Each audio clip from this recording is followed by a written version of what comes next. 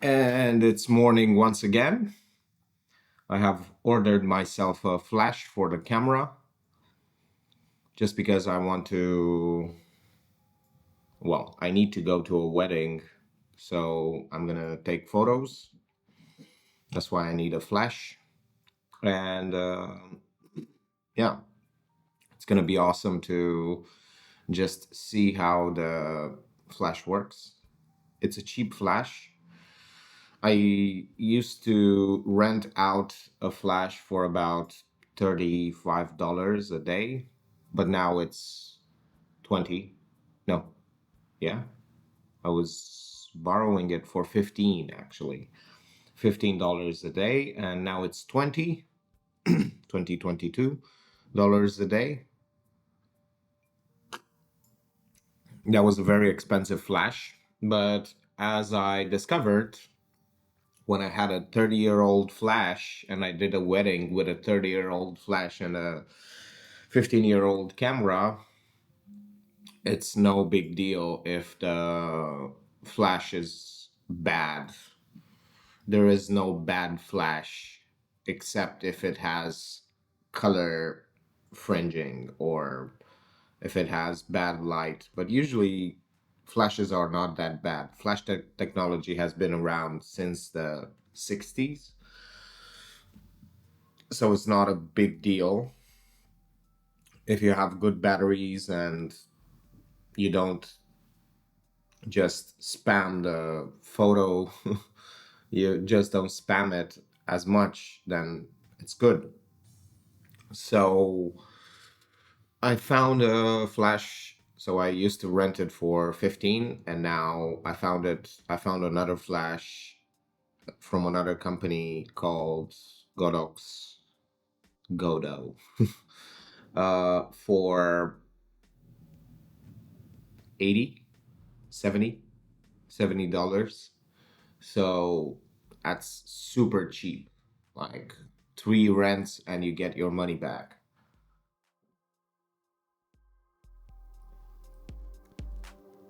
I'm not saying to rent it out or something, but it's if I use it three times, then I get I get it for free, let's say. But the other one was $700, the flash that I was borrowing. But this one does the same and better. It can connect with a transmitter, so that's nice. I'm not gonna use it with the transmitter, but that's fun. So I'm gonna take Sophie out to go buy the flash and just like that, it's night. It's quite early actually. I went and bought a flash, plastic fantastic. It's quite light as opposed to oh no, as opposed to other flashes that I had. This one is quite cheap and not only cheap but very very light. I don't mind it.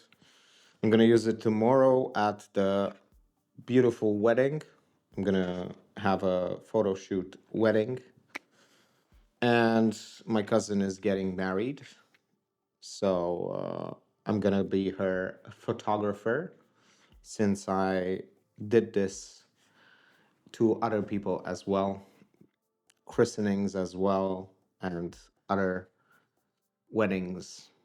And I didn't have a flash. I wanted to rent one out, but turns out there are cheap alternatives that I can buy, and it makes more sense because this is triple the price for one day of a of rent for another one. So yeah, just if I rented it for 3 days, oh, I just get my money back. So I don't rent it out anyway. So today was interesting because I accidentally said something to someone at the shop and they interpreted it. Oh, such great English. They interpreted it. I cannot say that word right now. Um, they interpreted what I said in a wrong way. I didn't mean it that way, but they felt like saying yes to what I said was impossible. So that's why they felt as if, but if they said yes, I would just do the thing. So I wasn't being sarcastic or snarky or whatever. And then I questioned my whole existence. That's what I do when I have things like things out of the ordinary happening. And I was like, I didn't feel bad about what I said because they misinterpreted it.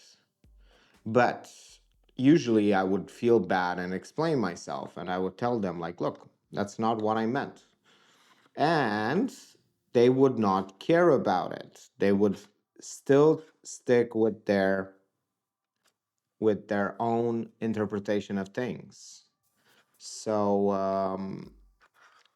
I was like, okay, that's interesting. And I started questioning, why am I so pleasant? Because I am pleasant to a fault, usually. And it's not as if I cannot be abrasive, but I choose not to be. And even though I have the instincts, all my instincts say be abrasive. I'm trying to be a good person. I'm trying to be nice to people and respect them, thinking that that will get me respect back.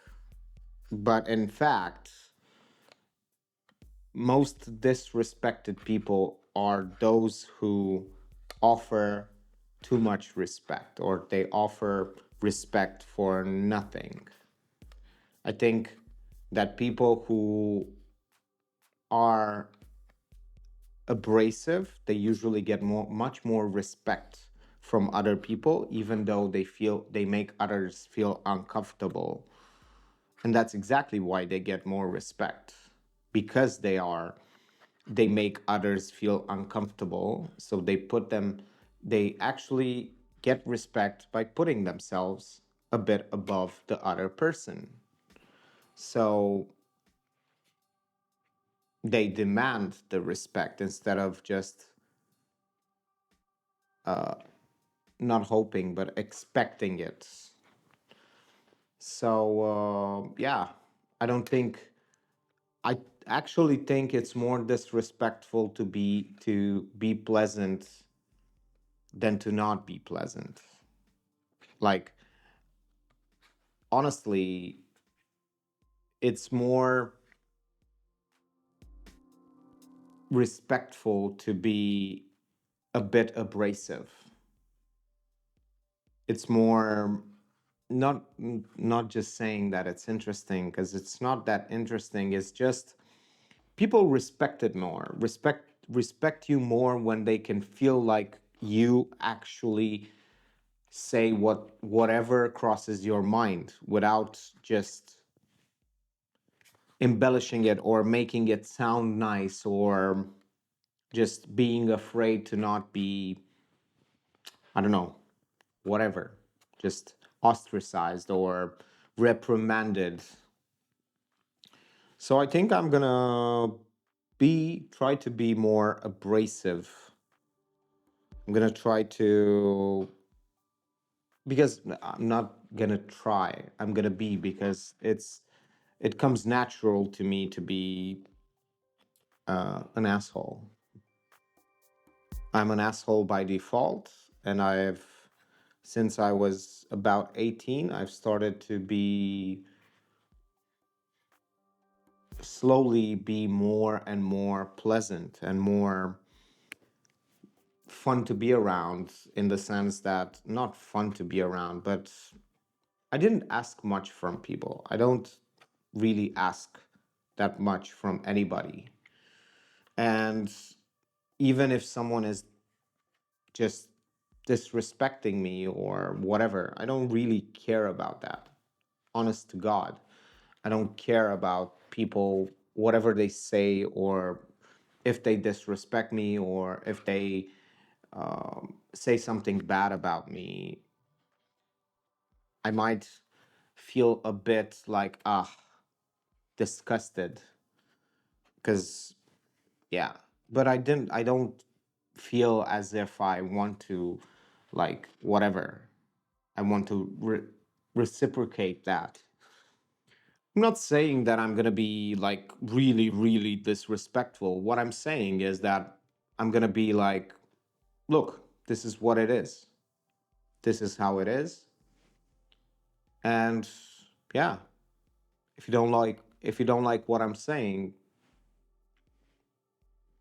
why are you listening? So that's the kind of honesty and the kind of abrasiveness I'm talking about. Being a bit unapologetic, not being like, oh, have a nice day. How's your day, dude? How are you doing? Thank you.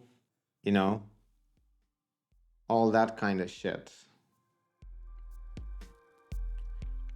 I think I'm going to be, I don't know why, but ever since I started this, like two weeks in this meditation journey where I meditated for a month, 2 hours every day, and then now it's been 31 days since I meditated 1 hour every day.